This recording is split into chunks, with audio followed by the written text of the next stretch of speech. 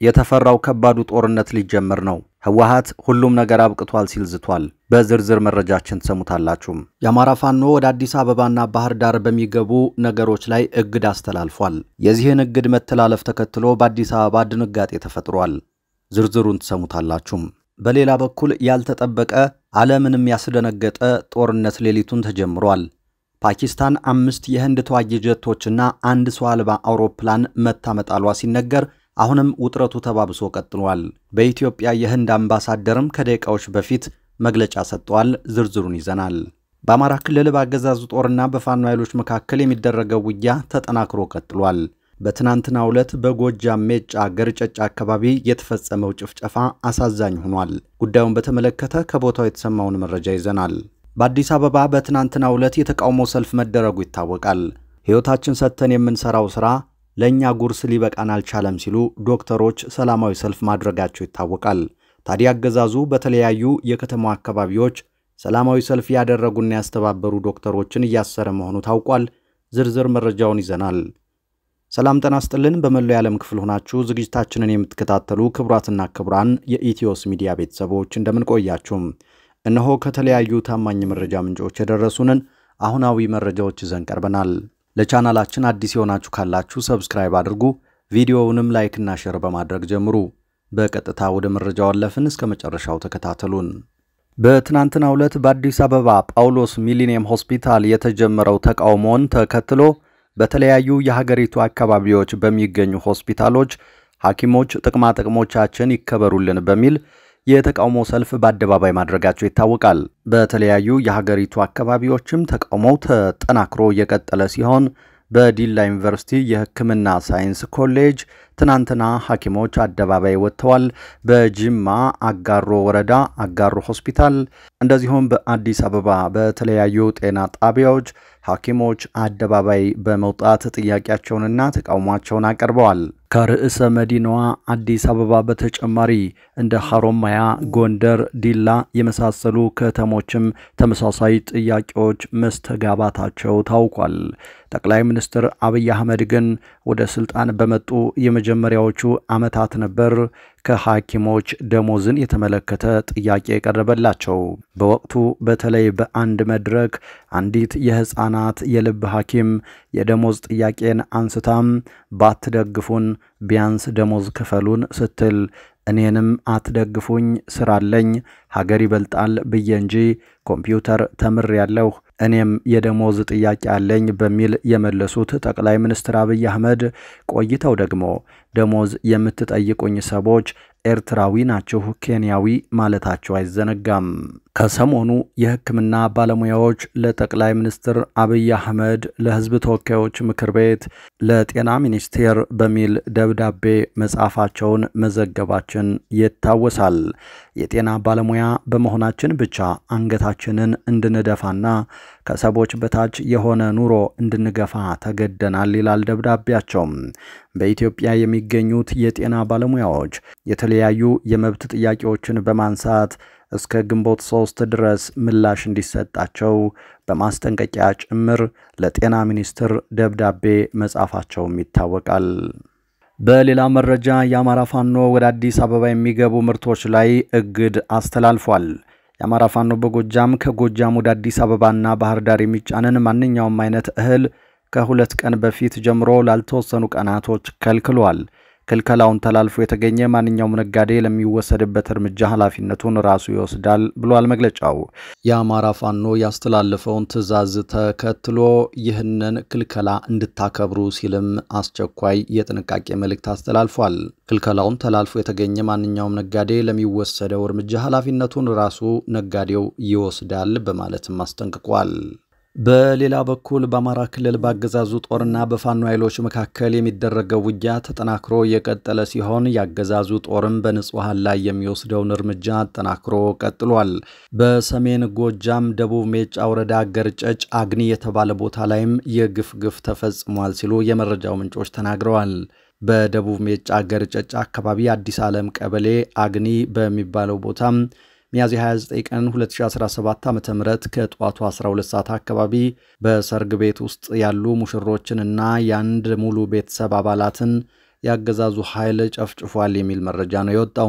ያገዛዙ ጦር ከፋኖ ኃይሎች ለሚሰነዘርበት ከባድ ጥቃት ንጹሃንን የበቀል መወጣጫ እያደረገ ነው በሚል ከዚህ በፊት ከማህበረሰቡ ተደጋጋሚ እሮሮ ሲሰማ ቆይቷል። አሁንም ይህ ጥቃት ተባብሶ የቀጠለ ሲሆን አየር ኃይሉ የሚፈጽማቸው ጥቃቶች ሕፃናትና አዛውንትን ሳይለዩ እየጎዱ ነው። በምድር ደግሞ እግረኛ ጦሩ እንደዚህ አይነት መሰል ጥቃቶችን መፈጸሙ አሳዛኝ ሆኖ ክልሉን ወደ ማያባራ ቀውስ እየከተተው ቀጥሏል። በሌላ መረጃም የፕሪቶሪያው ስምምነት ያበቃለታል ሲል ህወሓት ዛተም። ህወሓት በምርጫ ቦርድ እውቅናዬን እንዳጣ ተደርጌ ከተሰረዝኩና ህጋዊ ሰውነቴንም እንዳጣ መደረጉን ተከትሎ የኢትዮጵያ መንግስትም ከኔ ጋር የሚኖረውን ግንኙነት የሚያቋርጥ ከሆነ የፕሪቶሪያው ስምምነት ያበቃለታል ሲል አስታወቀም። የራሱን የፓርቲ ህልውና ከፕሪቶሪያው ስምምነት ጋር ያስተሳሰረው ህወሓት በምርጫ ቦርድ አሟላ በሚል የተላለፉለትን ደብዳቤዎች ወደ ጎን ያለ ሲሆን የምርጫ ቦርድ ውሳኔም በቅርቡ ይፋ ይሆናል ተብሎ ይጠበቃል። ምርጫ ቦርድ ህወሓት በሀገሪቱ የፓርቲዎች ምዝገባና አሰራር ህግ መሰረት ህጋዊ ሂደቶችን አልፎ ፓርቲነቱን እንዲያረጋግጥ ደጋግሞ ሲጠይቅ ቆይቷል። ህወሓት በአንጻሩ እኔ የፕሪቶሪያው ስምምነት ፈራሚ ነኝ፣ የኔ ጉዳይ የሚታየው በዚሁ ስምምነት መሰረት ብቻ እንጂ በምርጫ ቦርድ አይደለም በማለትም ሲሞግት ከርሟል። አሁን የምርጫ ቦርድ ቀነ ገደብ ጊዜ ተጠናቆ ቦርዱ የመጨረሻ ውሳኔውን ይፋ ያደርጋል ተብሎ የሚጠበቅ ሲሆን በዚህ ዙሪያ ማብራሪያ የሰጡት የፓርቲው ምክትል ሊቀመንበር አቶ አማኑኤል አሰፋ ህወሓት ህጋዊ ፓርቲ አይደለህም ከተባለ ብሎም የፌዴራሉ መንግስት ከህወሓት ጋር ያለውን ግንኙነት ካቋረጠ የፕሪቶሪያው ስምምነትም እዚያው ላይ ያበቃል ሲሉ ተናግረዋል።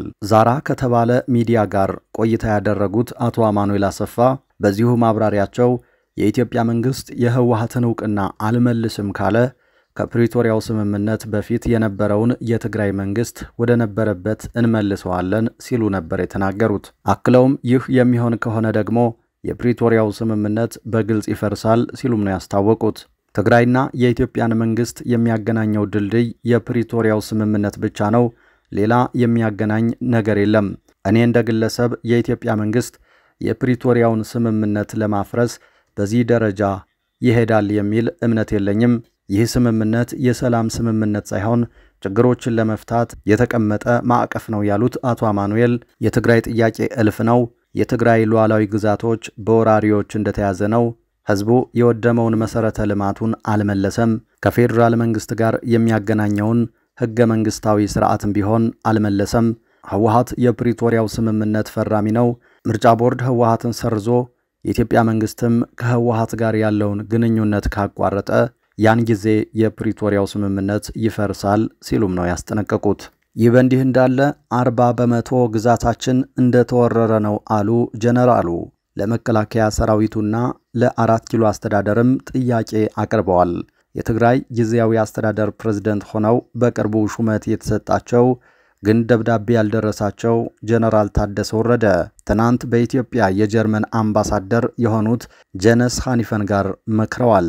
በዚህ ወቅት ነው እንግዲህ የትግራይ ክልል 40 በመቶ የሚሆነውን ግዛት በወራሪዎች ቁጥጥር ስር ነው የሚገኘው በማለት ማብራሪያ ያሰሙት። የጊዜያዊ አስተዳደሩ ዋነኛ ተልዕኮ የክልሉን የግዛት ወሰን ማረጋገጥና የተፈናቀሉ ሰዎችን ወደ ቀያቸው መመለስ ነው ሲሉ በማከል ፕሬዝዳንት ጀነራል ታደሰ የፌዴራል መንግስት ከመከላከያ ሰራዊቱ ውጭ ሆኖ በእነዚህ አካባቢዎች የሚገኙ ታጣቂዎችን ከአካባቢው ሊያስወጣቸው ይገባል ሲሉ ለአምባሳደሩ መናገራቸውን በጽህፈት ቤታቸው በኩል ከተሰራጨው መረጃ መረዳት ይቻላል።